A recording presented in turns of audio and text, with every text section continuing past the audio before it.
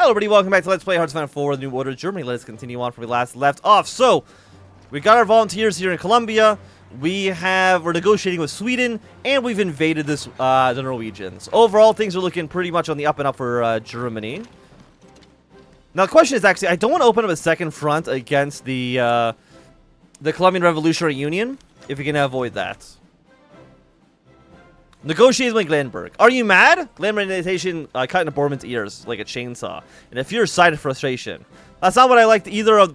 That's not what I would like either. But those fucking Swedes, they're playing hardball, you understand? Moralizing Jew bastards won't accept anything less than it. Well, aren't you the silver tongue? You can sort out an agreement, can't you? Glenberg's disbelief slid slowly towards anger, and Borman winced as he noticed the change.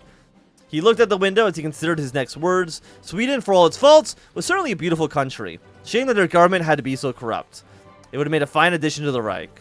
Look, it is what it is. I'm sure you can spare a few slaves, can't you? I can't convince. You certainly can't. Glenberg's sharp voice cut Borman's speech off, and Borman could only listen to the man that continued. I expect this foolishness off the table. Make it happen. Borman resisted the urge to toss his phone at the window. One way or another, a choice had to be made. Reichswehr loses 20 political power. Don't say it didn't warn you. So this is, 100 political power? Fuck it. Hell with that. You'll thank me later. Get out of here, Reichswehr, who's also not even called Reichswehr anymore. You're called like RHU, RUI, something like that. You're not a real company anymore. I'm the one in charge here, mister. Unrest in the Reichswehr factories. Spontaneous outbursts of violence in Saxony, leaving 30 dead. Explosion outside a staff break room in Bavaria, leaving 12 guards dead and another dozen wounded. A slave mob formed in a factory of Poland, causing widespread destruction and required a hair intervention to be put down. Slave violence was no stranger to the Reich, but the recent spike of incidents in Reichswehr factories has caused much concern and anger at a recent action in Sweden. Poland's refusal to drop the compromise of leaving slavery out of Sweden while successfully in restoring benefits is directly correlated with a worrying trend of increasing violence. This, of course, does not endear ourselves to our corporate friends, whose anger at our refusal to concede to them has only made compounded. What should have been yet another great victory for our foreign ministry has turned into yet another issue to fix. In the end, however, the benefits have been restored successfully. Perhaps one day our success will become apparent. Until then, we have to put our head down and march forwards. So, is that our negotiation with Sweden done? I'm assuming there probably would be an event being like, hey... Transport issues next. Okay, the Reichswehr. I don't have any points for this quite yet. Okay. Every year since the 1930s, the tonnage of ore traded from Sweden and Germany has, save for the economic crash of the 1950s, seen upwards trends. It is an undeniable fact that the delivery of Swedish ore to our hands is essential, not only for economic reasons, but for defense reasons also. With recent trade negotiations having thus far concluded favorably, this upwards trend is due to continue for decades to come. However, with the increasing consolidation and organization of the German-Swedish ore trade, the question has risen of who will be a responsible party for the increased transportation of ore, Germany or Sweden. Upon one hand, Germany firms would water at the mouth of place their hands upon the government transportation contracts, which would follow such an agreement. At firstly, such contracts could prove costly for the Reich, and the corporation would surely invest a plethora of Naval cost that would suddenly be associated with the transportation of ore. Costs that would only occur now that the Reich is footing the bill. On the other hand, it could leave Sweden to deliver the exports of ore henceforth, with German firms receiving their goods all the same, and Germany being left to foot the bills and handle the blame should shipment arrangements go awry. Our firms may be irked at such an agreement, but the cost of industry will continue to turn all the same. Let the Sweden handle transportation issues.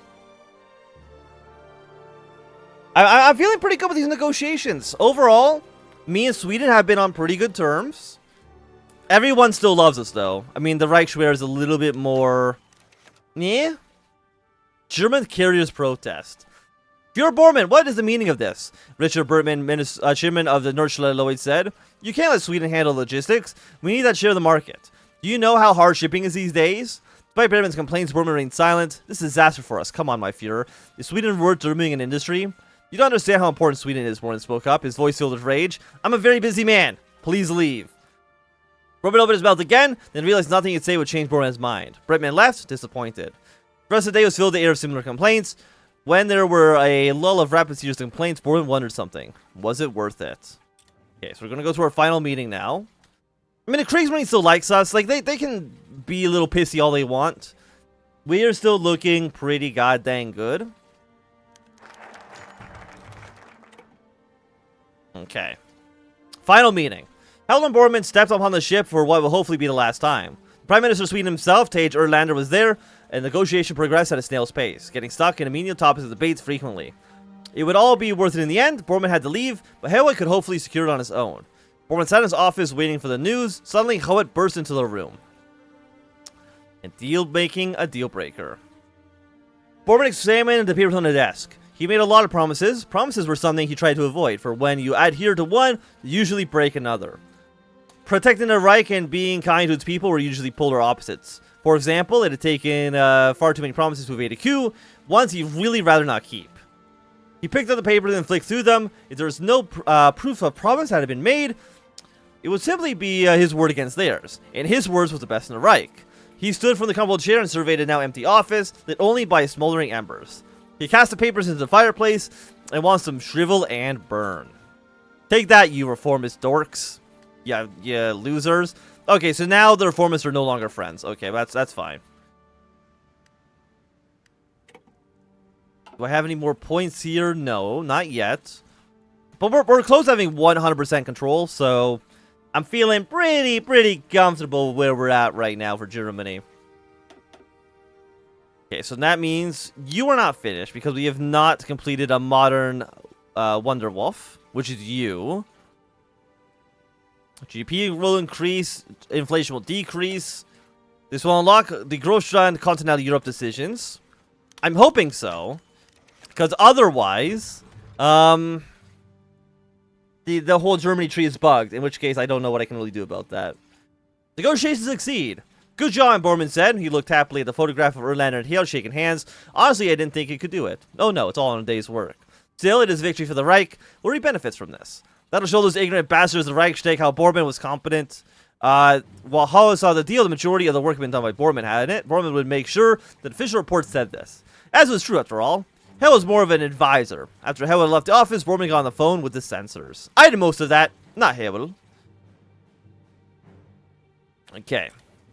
So Sweden is our friend now. Maybe Sweden's our friend now. Military advisors, careful collaboration. Or maybe we need to do the meeting in the Reichstag first, and then we can negotiate with the Finns.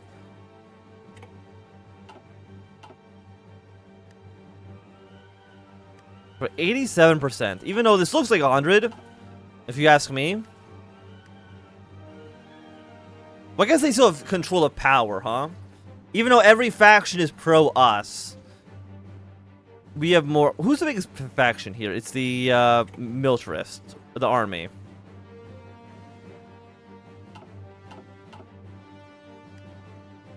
Okay, I mean it's 175 power to 1261.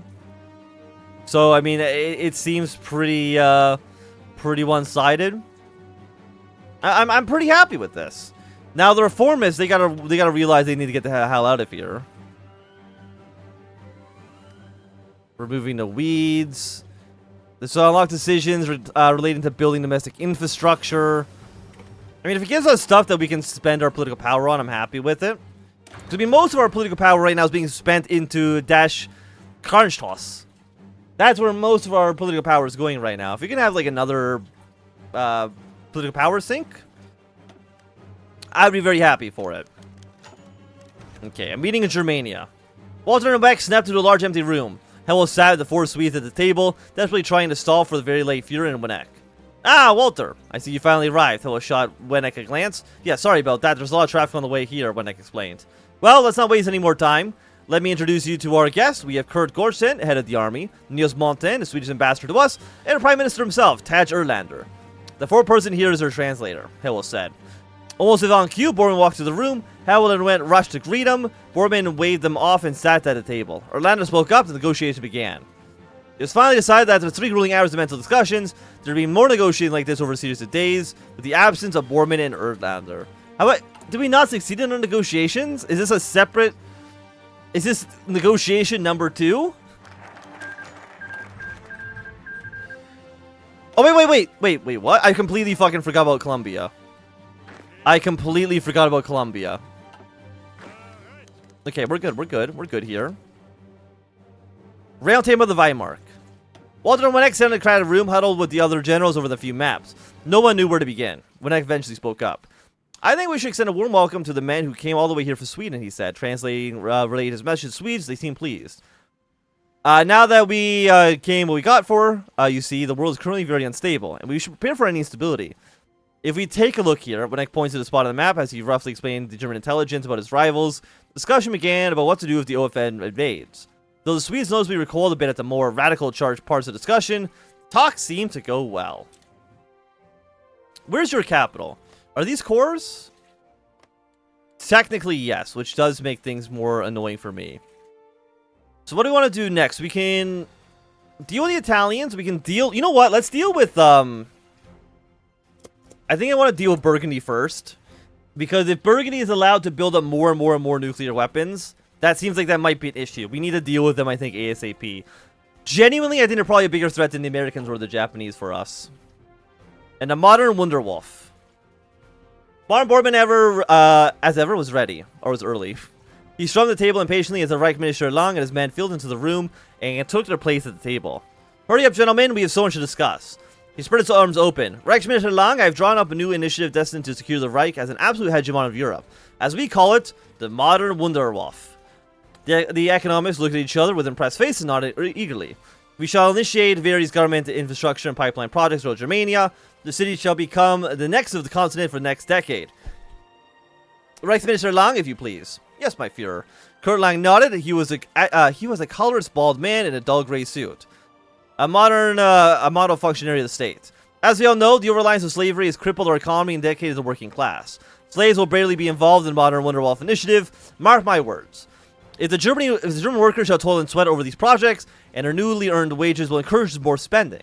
Many German firms are financially collapsing and cutting jobs, but the economic boost provided by this new wave of spending should ensure a rise of unemployment. All we need to do is push, and the snowball will grow into an avalanche. Boardman finished with a smug satisfaction. Oh, yeah, I can actually do stuff. It didn't break. Okay. The Australia is 7.2% complete. Slave population right now is 19.84 million. Skilled workforce is 6.48. Allocate +2 gears into you. Increase monthly investment speed by 1%. Cost by 125 million USD.